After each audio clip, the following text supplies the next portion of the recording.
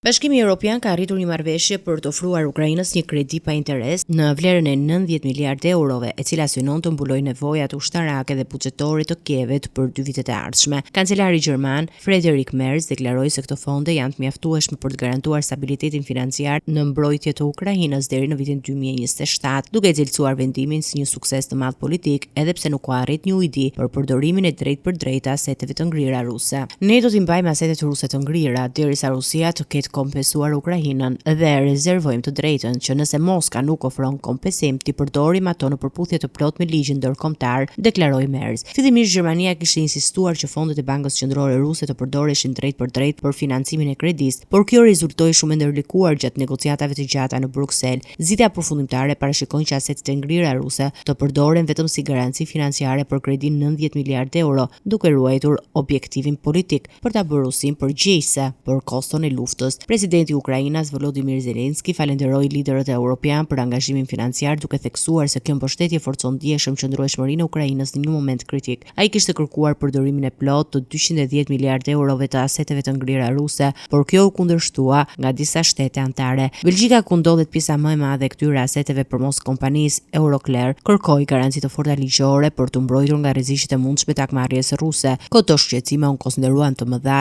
edhe nga disa vende të tjera të BE-s. Hungaria, Slovakia dhe Republika Çeke u përjashtuan nga skema e financimit, ndërsa 24 shtetet e tjera anëtare do të mbajnë përgjegjësinë për kredi 2 vjeçare, e cila përbën rreth 2/3 e shumës prej 137 miliardë eurosh që vlerësohet se i nevojitet Ukrainës për vitet 2026-2027. Sipas analistëve, marrëveshja nuk është perfekte, por i lejon të gjitha palët të pretendojnë fitore politike. Ukraina shmang rrezikun e falimentimit, Belgjika mbron Euroclearin, ndërsa BE-ja paraqitet e bashkuar në mbështetje financiare të Kievit. Nga ana tjetër, Rusia për momentin shmang prekjen direkte të aseteve të saj, ndërsa kryeministri hungarez Viktor Orban mbetet jashtë kësaj nisme.